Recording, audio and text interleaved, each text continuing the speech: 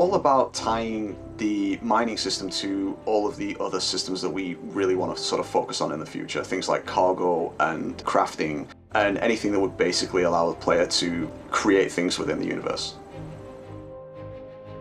So you would typically go out in your mining vehicle, your prospector, your mole, and you would try and find asteroids with preferably valuable materials. So the general idea that we want to put across to players is that you can go out and mine anything you want, but you might also want to be paying a bit more attention to the materials that you're actually bringing back. The refined versions of these materials, which would be more valuable and sell for more than the basic raw materials that you were getting from the asteroid in the first place. When you create your job, you will toggle the refine or discard on each individual material in the cargo hold. And what this will allow you to then do is select the processing type that you would typically want to choose, and you can click the Get Quote button. And what this will do is it polls our backend systems and the refinery system itself to determine the current cost and price and duration of that job in the universe at that exact time. The numbers that you're seeing here as well, the cost of the jobs, the yield that you're getting out, the value of what these materials will end up being ultimately when the patch is released, are subject to change. They're currently going through several balancing passes and are not final, so please no one freak out. Everything you see in ISC is work in progress. Jared made me say this. Refineries also function under a capacity system. There's no limit to the number of jobs they can actually run at any one time, but obviously the higher that you go, the higher that number of the percentage of refinery capacity is, the more the job is going to cost, and it's down then to the player to determine, is this job worth me doing here, or am I basically going to lose money by running a job here when I could take it somewhere else? Refineries additionally also have proficiencies. You could perhaps find a refinery that is extremely good at processing quantanium, and therefore they will offer you more in the way of yield when you commit the job to them. Typically, this is to encourage players to shop around for the best bargains.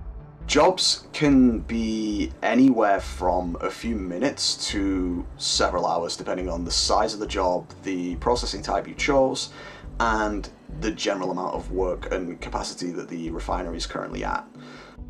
So jobs can be either created and left until their duration expires, but if you're out and about when a job finishes, you will receive a notification on your visor that states that the job that you completed at the refinery in question has finished. Or you can cancel early and receiving the already processed materials at the cost of discarding the rest. This is to give players the option of claiming a job when maybe all of the quantanium in the job has been already finished, or allow them to just cancel a job early because they feel like they're going to get enough from it. So ultimately what we wanted to do is we wanted to provide the players with more choice. It's important that we allow players to make bad decisions, but it's also important that we give them all the information that they need to make the good decisions.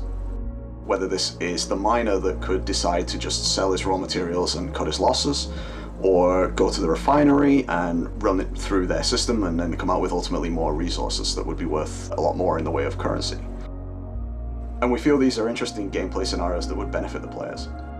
When refining comes online in the upcoming Alpha 3.12, it will be the next step in not only the further development of the mining profession, but also tying it in with the continuing evolution of cargo hauling, the nascent maturity of piracy, and the future addition of crafting. But up next, let's look now at how weapon zeroing is being used to provide better agency to snipers across the galaxy.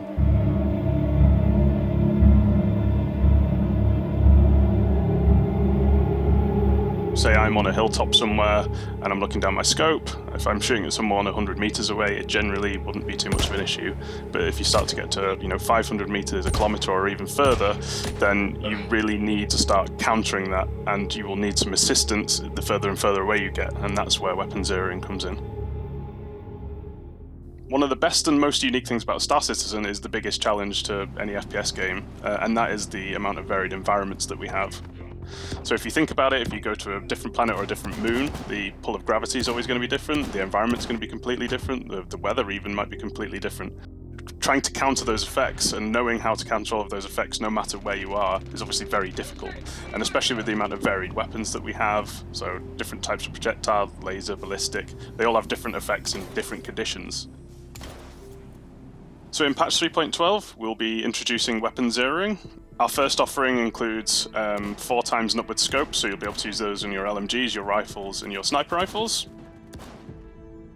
There are 3 different types of scopes with zeroing on. So we have the most basic version of the scope, which is just the zeroing scope, is generally, I think, will be picked up by more experienced players who kind of know combat ranges that they're going to be in. They can set their scope to that and not have to worry about it anymore. So say if you're in the Crossroads of Crime map in Theatres of War, you know your engagement distance is roughly 100 meters generally. You can set your scope to that and not have to worry about it again, and it's no faff.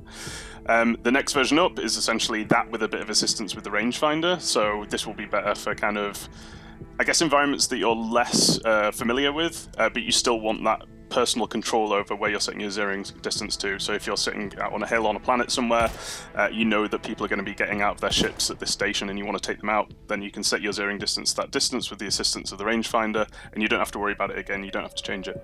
The auto zeroing is probably the most user-friendly version, especially beginner-friendly version, is because you don't really have to worry about obviously cycling through the ranges yourself, and you can just look at your target. The only downside to that is if you are looking at a target and you accidentally look past it when you hit the auto zero button, you might zero to a distance a bit further away or a distance that's a little bit, closer. So it can be a little bit more error prone than the other two. So there are certainly upsides and downsides to all of the options, which is why we've provided them all. So that's weapon zeroing. It's not just another really cool feature we're adding to the game. It's all about giving players choice for equipping themselves out to overcome the obstacles and problems that they encounter out in the universe on all of these crazy different environments that we've got out there. So I'm sure that tons of players will be using these soon and finding them really, really fun. So yeah, thank you very much, and enjoy playing with the new scopes. So what did we learn this week? Well, we learned that refining means the job is no longer done once you've just extracted all the minerals. That it aims to provide opportunities for occupations adjacent to mining. And that weapon zeroing won't make bad snipers good, but it should make good snipers better. For Inside Star Citizen, I'm Jared Huckabee. We'll see you next week.